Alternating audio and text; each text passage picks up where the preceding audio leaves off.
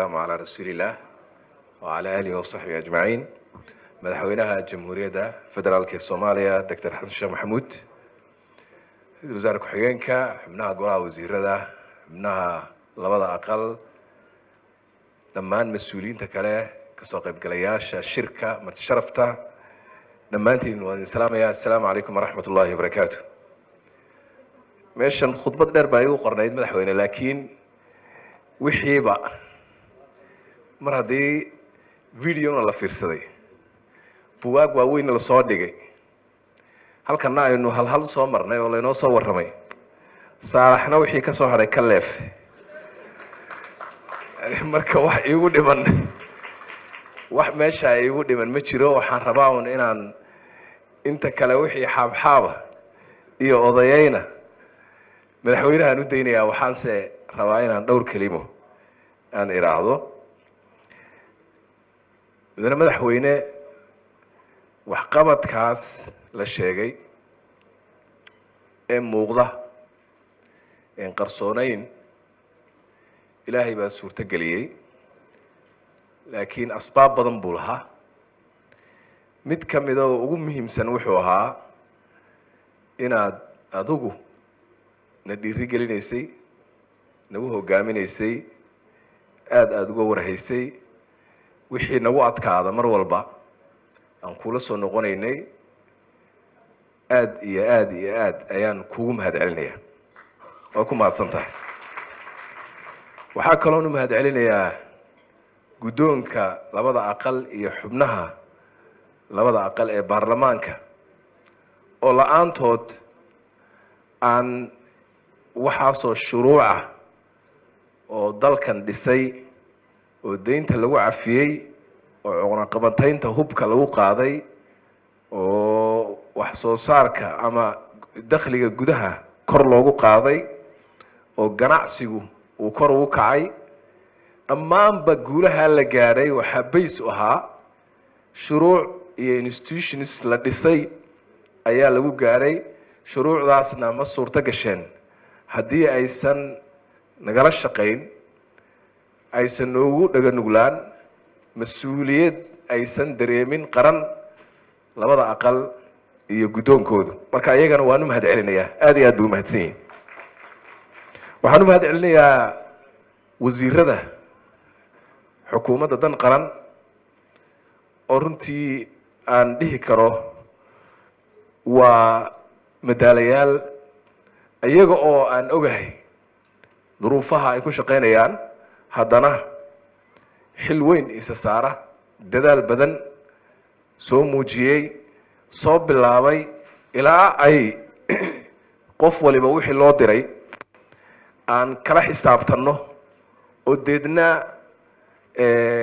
aan aragnay qaarkood inay 100% wax ku dhow ay keenaan. annagu sidaan u shaqayno waxaa laga yaabaa inaan ka bedelannahay xukuumadihii hore. waxyaabaha guulaha keenayna ay ka mid tahay waxbaan u kala saxiixanaa, heshiis contract ayaan kala galnaa aniga iyo wasiiradu. wasiir walba heshiis baan la saxiixdaa oo ah waxa uu qaban doono sanadkan, waxa uu qaban doono 6 bilood ee ugu soo horeysa. heshiiskaasaan deedna dhowaanna ayaanu ku xisaabtanaa. deedna hadda waxaabanu keennay inaanu sidii imtixaanadii qofka inaanu u saxno o nidhaahno adiguna waad guulaysatay, adna waad dhacday, adiguna A baa tahay, adna B baa tahay, adna C baa tahay. taasi marka waxay keentay inay guulahaasi runtii ay dhashaan. intaa marka laga tago, mudane madaxweyne, wixii la qabtay waa saan sheegay, waa qoran yihiin, waana la sheegay. intaasu dhaafi maayo. waan hubaa in wax badan oo aan qaban karnay oo kale ay jiraan, laakiin laga yaabo inaan ka gaabinay duruufo mucayana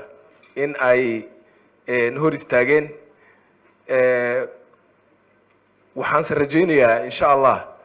in aanu marba marka ka dambaysa inaan kasii fiicnaanayno. waxaan jeclaan lahaa inaan dhowr kelimo u jeediyo shacabkeenna iyo dadka Soomaaliyeed guud ahaan. sida aan horeyba anigu in badan u sheegay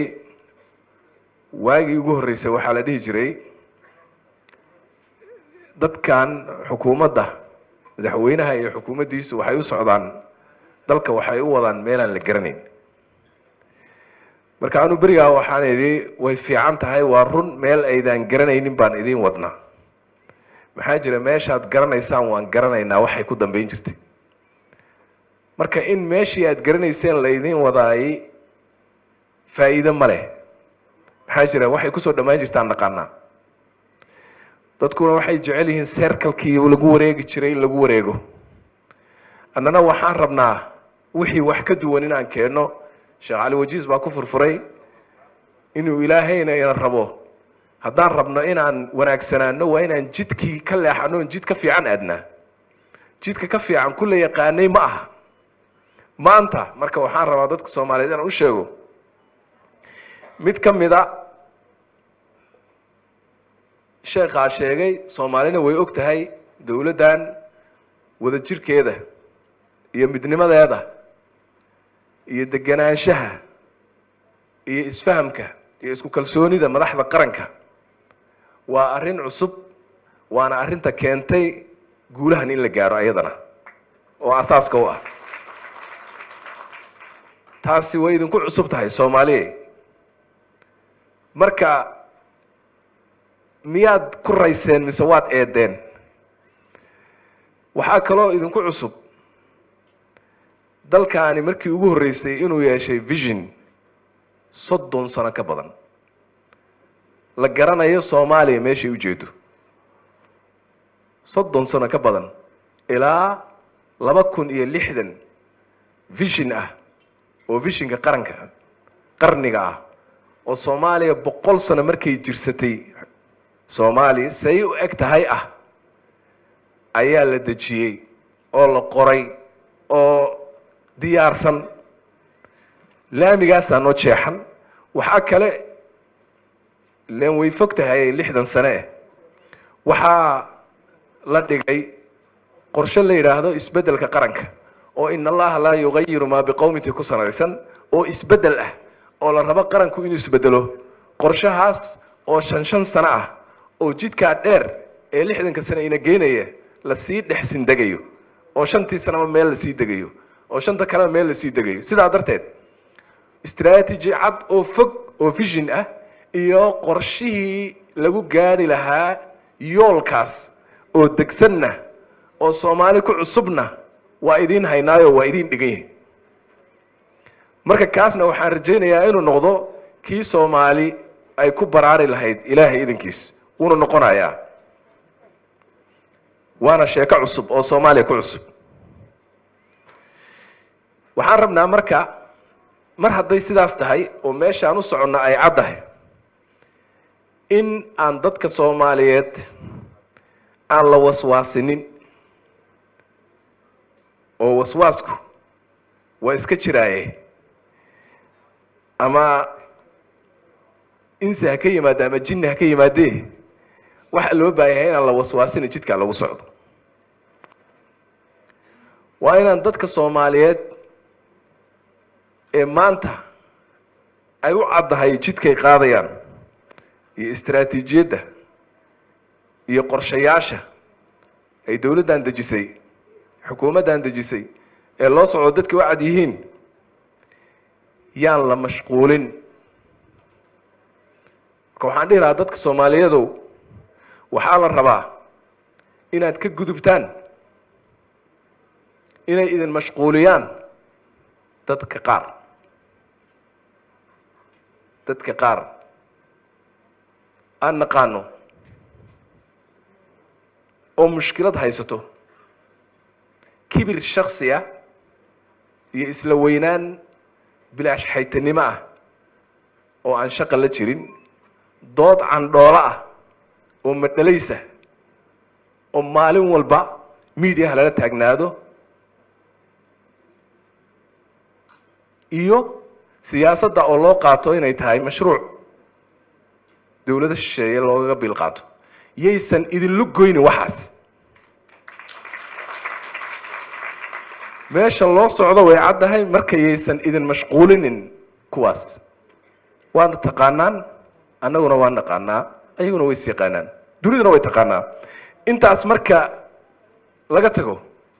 maanta waxayna hor yaallaba laba arrimood oo waaweyn oo aan u baahannahay inaan dadka Soomaaliyeed inay si xoog looga qayb qaataan si aynu u xaqiijino visionkan aan hadda sheegayay iyo isbedelka labadaas mid waxa weeye waa midkii inoo socday ee aan ka shaqaynayno oo ah dalka inaan ka xoreyno khawaarijta arrintaas mar walba waa priority mar